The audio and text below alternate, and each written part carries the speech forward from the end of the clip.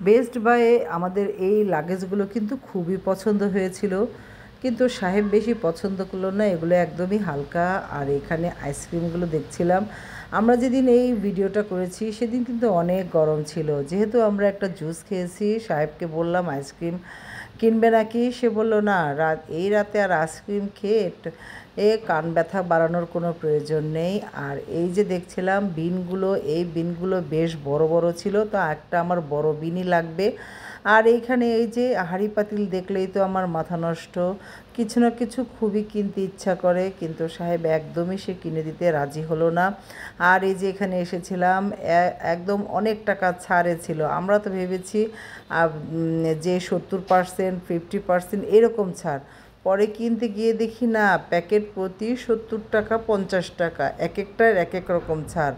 তো তারপরে এই মানে কম টাকার জিনিসগুলো নিতেও কিন্তু অনেক ভালো লাগে, মানে অনেক অফার ছিল আর কি বেস্ট বাইতে।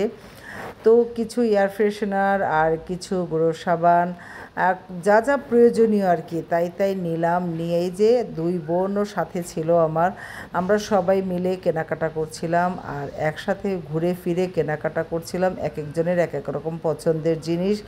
খুবই ভালো লাগছিল। আর এই যে দেখেন, এটা কিন্তু আমি ভেবেছি 70%, এখন পরে দেখি না, মানে এই জিনিসটার যা দাম তার থেকে 70 টাকা কম। এই তো যারা যারা কমে কিনতে চান তাড়াতাড়ি সবাই চলে যান, কিনতে পারবেন। আর বের হয়ে দেখি এইরকম ডাসা ডাসা আম ছিল, তো সবাই মিলে আমরা বেছে নিচ্ছিলাম। কিছু আম কিনলাম বাসার জন্য, আমের দিনে আম না খেলে কি আর ভালো লাগে। আর এখানে আম কেনার শেষে আর এই যে বাসায় এসেই আমরা কাঁঠাল খেলাম, বাসায় কাঁঠাল ছিল, সেই কাঁঠালগুলো বের করে নিয়েছিলাম সবগুলো।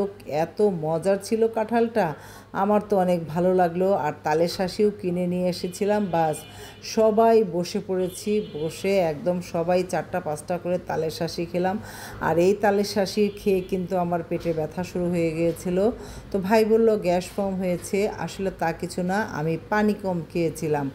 আর এই যে খেতে খেতেই দেখি বৃষ্টি নেমে আসছে, একদম পরিষ্কার আকাশ ছিল, কীরকম কালো অন্ধকার হয়ে একদম আসছে ঝড় বৃষ্টি।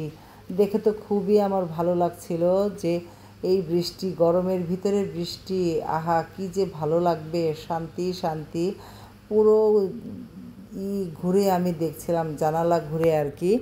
আর সাহেব বললো চা করো, এই বৃষ্টিতে চা খাই। পরে চা বানালাম তার জন্য, সে তো চা খাবে, আর ভাইয়ের জন্য, দুজনের জন্যই বানালাম। কারণ কিন্তু আমি তো দুধ চা খাই না আর কি, আমি যদি খাই গ্রিন টি খাই। আর এই তো আপু ছিল, তাদের দুজনকে দিলাম চা, এখন তারা চা খাবে।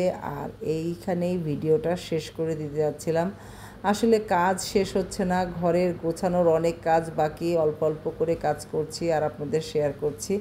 আর এই বারান্দাটা আমার যে কত পছন্দের হয়েছে, সব দেখা যায়, রাস্তাঘাটের সব কিছু এইরকম দেখা যায়। মানুষজন একদম কমে গেল, বৃষ্টি যেহেতু নামছে গুড়ি গুড়ি।